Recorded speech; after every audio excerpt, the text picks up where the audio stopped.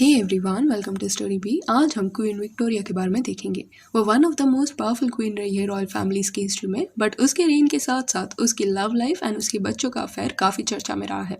तो साल था 1819 का। प्रिंस एडवर्ड एंड उनकी वाइफ प्रिंसेस विक्टोरिया को एक बेटी हुई जिसका नाम विक्टोरिया रखा गया। आई नो आप क्या सोच रहे होंगे, बट तभी के लोग थोड़ा कंफ्यूजिंग थे। रिपीटेटिव नाम रखते थे, लाइक पूर्वजों का नाम एट टाइम्स बच्चों को दे देते। ऑनर माना जाता उस जमाने के लोगों के लिए।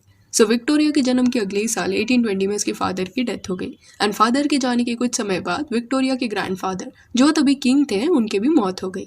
तो अल्टीमेटली फिर थ्रोन गया विक्टोरिया के अंकल को जो थे जॉर्ज द फोर्थ। वो भी अराउंड 1830 में चल बसे, जिसके बाद विक्टोरिया के दूसरे अंकल विलियम किंग बन गए। अभी क्या हुआ कि आफ्टर विलियम थ्रोन जाने वाला था विक्टोरिया को। जब तक किंग विलियम थे तब तक कोई इशू नहीं था, पर अगर उन्हें कुछ हो जाता तो क्या होता। एंड तभी विक्टोरिया काफी छोटी थी, 11 साल की वो होगी। इसी वजह से ये प्रोविजन बनाया गया कि किंग विलियम को कुछ हो जाता है, वो भी विक्टोरिया के 18 साल होने से पहले, तो विक्टोरिया की माँ on behalf of her court का कार्यकाल संभालेगी। पर किंग विलियम विक्टोरिया की माँ को बिल्कुल पसंद नहीं करते और उन पर ट्रस्ट भी नहीं करते। इस वजह से हमेशा दोनों में एक टेंशन बना सा रहता। विक्टोरिया की माँ विक्टोरिया को लेकर हमेशा चिंतित रहती कि कहीं थ्रोन पाने के चक्कर में दूसरे रॉयल फैमिली के मेंबर्स उसे मारने की कोशिश न करते। इसी वजह से विक्टोरिया बचपन से एक क्लोज्ड एनवायरनमेंट में बड़ी हुई। उसकी माँ का एक एडवाइजर था जिसपे वो काफी विश्वास करती, जिसका नाम था सर जॉन कॉनरे। तो बचपन में इसी वजह से विक्टोरिया अपना काफी समय अपनी माँ एंड कॉनरो के साथ बिताती। इनके अलावा किसी और से सेफ्टी के चलते उसे मिलने नहीं दिया जाता। अगर ये दोनों हाँ बोलेंगे तो ही कोई विक्टोरिया से मिल पाता। फिर आया साल 1836 का। विक्टोरिया अभी 17 साल की हो गई थी एंड उसके लिए एक सूटर यानी कि हस्बैंड ढूंढने की प्रक्रिया शुरू हुई थी। विक्टोरिया के एक मामा थे जिनका नाम लियोपोल्ड था। उन्होंने सलाह दी कि विक्टोरिया को प्रिंस अल्बर्ट से मिलना चाहिए, वो उसके लिए अच्छे सूटर होंगे। बट किंग विलियम जो विक्टोरिया के अंकल थे वो इससे खुश नहीं थे। ही डिसअप्रूव्ड। उन्हें चाहिए था कि Victoria Prince Alexander of Netherland से मिले, वो उसके लिए अच्छे सूटर होंगे। तो इतने लोग विक्टोरिया से मिलना चाहते थे। वो Prince Albert and Prince Alexander दोनों से मिली। मिलने के बाद वो वापस आई एंड विक्टोरिया ने उसकी डायरी में लिखा कि अल्बर्ट काफी हैंडसम है, उसके बालों का रंग मेरे बालों जैसा है, उसकी बड़ी बड़ी नीली आंखें हैं, सुंदर सा नाक है, अच्छे दांत है एंड उसके चार्म ने मुझे इम्प्रेस किया है। पर जब प्रिंस अलेक्जेंडर के बारे में लिखने की बारी आई तो इतने एडजेक्टिव्स उसने यूज नहीं किए। शी जस्ट रोट, वो काफी प्लेन थे। इसके बाद विक्टोरिया ने उसके मामा लियोपोल्ड को भी लेटर लिखा और उन्हें थैंक यू बोला बिकॉज उन्होंने उसे अल्बर्ट से मिलाया। इवन दो अल्बर्ट पसंद आया था विक्टोरिया को, पर तभी वो सिर्फ 17 साल की थी एंड अभी उसे शादी नहीं करना था। तो फॉर्मल एंगेजमेंट उन दोनों का कभी नहीं हुआ, बट एवरीवन न्यू कि आगे जाके जब वक्त आएगा तो दोनों शादी कर लेंगे। फिर आया साल 1837 का। इस साल किंग विलियम चल बसे एंड थ्रोन गया विक्टोरिया को। 1838 के साल में विक्टोरिया का कोरोनेशन सेरेमनी भी हुआ एंड वो ऑफिशियली कहलाई क्वीन विक्टोरिया। क्योंकि वो अनमैरिड थी, इस वजह से उसे अपने माँ के साथ ही पैलेस में रहना पड़ता एंड ये चीज़ विक्टोरिया को नापसंद थी। बचपन से ही उसकी माँ काफ़ी स्ट्रिक्ट रही है एंड ऊपर से उनके एडवाइजर कॉनरे भी उनके साथ रहते थे। यही स्ट्रिक्टनेस एंड रूल्स की वजह से वो दोनों को पसंद नहीं करती थी। और उस जमाने में क्योंकि क्वीन विक्टोरिया काफ़ी यंग थी तो लोग उसे काफ़ी पसंद करते। पर 1839 के साल में ऐसा कुछ हुआ कि विक्टोरिया से लोग नाराज हुए। क्या हुआ था कि उसकी माँ की कई दासियाँ थी, उनमें से एक दासी का नाम था लेडी फ्लोरा। उसका पेट आगे आने लगा था, जिस वजह से क्वीन के पैलेस में ये रूमर फैल गया था कि वो प्रेग्नेंट है एंड कॉनरे की वजह से वो प्रेग्नेंट हुई है ये भी बोला गया। विक्टोरिया वैसे भी कॉनरे को पसंद नहीं करती थी क्योंकि वो भी बचपन से उसके साथ स्ट्रिक्ट रहा है, तो उसने ये सब बातों को सच मान लिया एंड लेडी फ्लोरा पे नाजायज संबंध बनाने का आरोप लगा दिया। जिसके बाद फ्लोरा का मेडिकल एग्जामिनेशन भी कराया गया, जिससे ये पता चला कि वो तो एक वर्जिन है। जैसे ये बात बाहर आई कि फ्लोरा एंड कॉनरे के बीच में कभी कुछ नहीं था, तो कॉनरे क्वीन विक्टोरिया के अगेंस्ट सब जगह ये बोलने के लिए लग गए कि कैसे ये क्वीन झूठा रूमर फैलाती है एंड इस वजह से सब क्वीन से नाराज होते चले गए। बाद में जब लेडी फ्लोरा की मौत हुई तब ये मालूम पड़ा कि उसे बीमारी थी, इस वजह से उसका पेट आगे आ रहा था मेडिकल कंडीशंस के चलते। ये जो पूरा कंट्रोवर्सी हुआ था उसे कैसे तैसे करके क्वीन विक्टोरिया ने हैंडल कर लिया।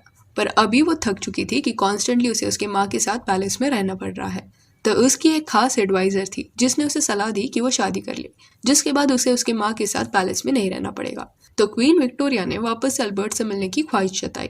अल्बर्ट कासल में आए थे एंड 5 दिनों तक दोनों ने साथ में टाइम स्पेंड किया। क्वीन को अल्बर्ट पसंद आ गया था and eventually she started loving him, जिसके बाद queen proposed Albert for marriage and 1840 के साल में दोनों ने शादी कर ली एंड शादी होते ही विक्टोरिया ने उसकी माँ को पैलेस से निकाल दिया एंड हस्बैंड के साथ वहाँ रहने लगी। क्वीन विक्टोरिया और प्रिंस अल्बर्ट की शादी के बाद कई बच्चे हुए एंड जैसे जैसे क्वीन विक्टोरिया का रेन आगे बढ़ता गया वैसे वैसे कई लोग उसे रास्ते से हटाने की कोशिश भी कर रहे थे। 1850 का साल आते आते ऑलमोस्ट विक्टोरिया पे 3 से 4 बार हमला हो चुका था। कहा जाता है कि विक्टोरिया को बच्चे इतने पसंद नहीं थे एंड उन्हें छोटे बच्चे अगली लगते। पर स्टिल 1853 का साल आते आते यानी कि शादी के 13 साल बाद विक्टोरिया ने अपने 8वें बच्चे को जन्म दिया। पर इस बार डिलीवरी का जो प्रोसीजर था वो उसे कम पेनफुल लगा क्योंकि क्लोरोफॉर्म का डॉक्टर्स ने इस्तेमाल किया था। विक्टोरिया इससे काफी इंप्रेस हुई थी एंड इस वजह से 1857 के साल में जब वो अपने 9वें बच्चे को जन्म देने वाली थी तब उसने डॉक्टर्स को क्लोरोफॉर्म प्रोसीजर वापस यूज करने का कहा। कई लोगों ने इसके लिए विक्टोरिया को मना भी किया, ये कह के कि धर्म के ये सब अगेंस्ट है, ऐसा कुछ यूज नहीं करना चाहिए। एंड डॉक्टर्स ने भी मेडिकल रिस्क की वजह से क्लोरोफॉर्म ना लेने की सलाह दी पर विक्टोरिया नहीं मानी, जिस वजह से कहा जाता है कि डिलीवरी के बाद Victoria started suffering from post natal depression and कभी ना कभी ये होने ही वाला था क्योंकि उसने इतने बच्चों को जन्म दिया था। फिर 1858 के साल में विक्टोरिया की बड़ी बेटी की शादी हो गई एंड वो पैलेस से चली गई। ये चीज ने उसे काफी हर्ट किया क्योंकि वो उसकी सबसे पहली बेटी थी एंड उसे ये रियलाइजेशन हो गया था कि एक एक करके उसे अपने बच्चों को अपने से दूर भेजना पड़ेगा एंड ये चीज ने उसे और भी ज्यादा डिप्रेस कर दिया। देन 1861 का साल आया जब क्वीन विक्टोरिया की माँ भी चल बसी जिसे उसने पैलेस से निकाला था। जब वो उसे अंतिम बार देखने गई तब उसे उसके लेटर्स दिखे जो उसने उसके लिए ही लिखे थे पर विक्टोरिया को कभी दिए नहीं। उसके माँ के लेटर्स पढ़ के उसे समझा कि उसकी माँ एक्चुअल में उससे काफी ज्यादा प्यार करती थी पर वो उसको लेके बहुत प्रोटेक्टिव थी, इसलिए बचपन से वो उसको बचाने के लिए इतनी स्ट्रिक्ट रही। लेटर्स पढ़ने के बाद विक्टोरिया काफी रोई एंड उसे उसकी गलती का एहसास हुआ कि उसने अपनी माँ को पैलेस से बाहर भेज के गलती की। इस टाइम के दौरान विक्टोरिया वाज ग्रीविंग, इस वजह से कोर्ट का काम वगैरह क्वीन के हस्बैंड अल्बर्ट संभालने लगे। फिर उसी साल के अगस्त में विक्टोरिया और अल्बर्ट अपने बेटे एडवर्ड से मिलने डबलिन चले गए। वहां उन्होंने कुछ वक्त अपने बेटे के साथ बिताया पर तभी अल्बर्ट को एक रूमर के बारे में पता चला कि उनके बेटे एडवर्ड का एक आयरलैंड के एक्ट्रेस के साथ अफेयर चालू है। ये चीज से अल्बर्ट काफी नाराज हुए एंड वो अपने बेटे को कन्फ्रंट करने चले गए पर दोनों में क्या बातचीत हुई ये किसी नहीं पता, पर हाँ एडवर्ड का ये अफेयर चालू था। फिर दिसंबर आते आते अल्बर्ट की तबीयत बिगड़ने लगी, उन्हें टाइफाइड हुआ था एंड दिसंबर 1861 को वो चल बसे। Victoria was extremely hurt by this and इसका ब्लेम उन्होंने अपने बेटे एडवर्ड पे लगाया और ये कहा क्वीन ने कि एडवर्ड के अफेयर के स्ट्रेस के चलते ही अल्बर्ट बीमार पड़ गया एंड चल बसे। विक्टोरिया ने एक ब्रेक ले लिया कोर्ट के कामकाज से एंड शी वाज ग्रीविंग। उसने पति के मौत के बाद से सिर्फ ब्लैक कलर के कपड़े पहनना शुरू किए। डिप्रेशन के चलते वो और भी ज्यादा खाने लगी एंड इसी वजह से उसका वेट बढ़ने लगा और वो इतनी हर्ट थी कि उसने पब्लिक अपीयरेंसेस काफी कम कर दिए थे, जिस वजह से रॉयल फैमिली की पॉपुलैरिटी कम होती गई। आम जनता उनसे दूर हो रही थी और नाराज भी हो रही थी एंड जिस तरह विक्टोरिया थ्रोन हैंडल कर रही थी इससे काफी लोग नाखुश थे। इस वजह से प्रोटेस्टर्स पैलेस के बाहर नोटिस लगाने आ गए कि ये पैलेस को बेच दो। जिसके बाद विक्टोरिया के मामा को जब इसके बारे में पता चला तब उन्होंने उसके लिए एक लेटर लिखा एंड उसमें सलाह दी कि वो ऐसे थ्रोन को हैंडल ना करे एंड एटलीस्ट कुछ पब्लिक अपीयरेंस करते रहे। विक्टोरिया ने हमेशा की तरह अपनी मामा की बात मान ली और ये पहले बार नहीं था कि विक्टोरिया को क्वेश्चन किया जा रहा था। इसके पहले 1857 के साल में भी ऐसा कुछ हुआ था। तो हुआ क्या था कि लोग इंडिया में ब्रिटिश ईस्ट इंडिया कंपनी के अगेंस्ट रिबेल करना शुरू हो गए थे। दोनों तरफ से कई लोगों की जान गई एंड इंडिया ने ऑलमोस्ट ब्रिटिश सोल्जर्स को पछाड़ दिया था। एंड ये जब बात क्वीन को समझी तब उसने बोला कि ट्रांसफर ऑफ पावर करना पड़ेगा फ्रॉम कंपनी टू स्टेट, यानी कि ब्रिटिश ईस्ट इंडिया कंपनी का एंड हुआ इंडिया में एंड ब्रिटिश राज की शुरुआत हुई जिसे हैंडल डायरेक्ट ब्रिटिश एम्पायर करती। इंडिया हाथ से जाएगा ये डर से विक्टोरिया ने ब्रिटिश सोल्जर्स बढ़ा दिए इंडिया में एंड फिर 1874 के साल में ईस्ट इंडिया कंपनी को डिसॉल्व कर दिया गया formally and British state power में आया। एंड 1877 के साल में विक्टोरिया को एक टाइटल भी दिया गया एम्प्रेस ऑफ इंडिया। किसी देश पे जबरदस्ती रूल करो एंड फिर खुद को एक टाइटल भी दे दो and glorify everything. And Queen Victoria ही वो क्वीन थी जिसके लिए कोहिनूर इंडिया से छुपा के लाया गया था एंड वो फिर कोहिनूर हीरे को देख के इतना ज्यादा इंप्रेस हुई कि क्राउन पे उस हीरे को उसने लगा दिया।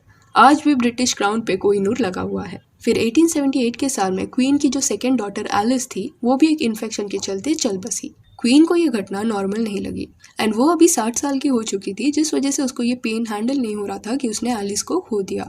यही फेज के दौरान क्वीन का एक मुंशी भी था करीम करके, वो क्वीन का काफी खास था और वो इंडिया से था। वो क्वीन के क्लर्क्स में से था पर क्वीन उसे काफी पसंद करती। कई लोग पैलेस में करीम को पसंद नहीं करते एंड ये भी कहते हैं कि वो क्वीन को शायद गलत सलाह दे रहा है, पर क्वीन ने कभी ये बातों पे गौर नहीं किया एंड करीम को पैलेस में ही रखा क्योंकि वो उस पे काफी भरोसा करती थी। उसके बाद 1900 का साल आते आते क्वीन का सेकेंड सन अल्फ्रेड की भी मौत हो गई। ये खबर जान के क्वीन टूट सी गई। बेटे के जाने के सदमे से वो कभी रिकवर नहीं हो पाई। क्वीन की तबीयत बिगड़ती चली गई और फिर 22 जनवरी 1901 में 81 ईयर्स की एज में क्वीन भी चल बसी। Queen Victoria was the longest raining British monarch. 63 years से भी ज़्यादा समय के लिए उन्होंने थ्रोन हैंडल किया एंड हस्बैंड की मौत के बाद तो अकेले उन्होंने ये सब संभाला। अभी हालांकि क्वीन एलिजाबेथ II हिस्ट्री की लॉन्गेस्ट रेनिंग क्वीन है, क्योंकि 70 साल से भी ऊपर हो गए हैं इन टोटल उन्हें थ्रोन संभालते हुए। बट उस समय क्वीन विक्टोरिया जितना लंबा किसने भी थ्रोन को हैंडल नहीं किया था। सो या दैट्स इट। ये थी कहानी क्वीन विक्टोरिया की, जिनकी जिंदगी काफी इमोशनल रही है। क्वीन ने अपने कई करीबियों को खोया और कुछ को खुद क्वीन ने अपने से ही दूर किया, जैसे कि उनकी माँ को। पर हाँ, उनका रेन काफी चर्चा में रहा। Do let me know your thoughts on queen Victoria and if you want you can follow us on Instagram, जिसका लिंक आपको डिस्क्रिप्शन में मिल जाएगा। और ये वीडियो अच्छी लगी है तो लाइक एंड शेयर करें और ऐसे और अपडेट्स के लिए चैनल को प्लीज सब्सक्राइब करें। Thank you.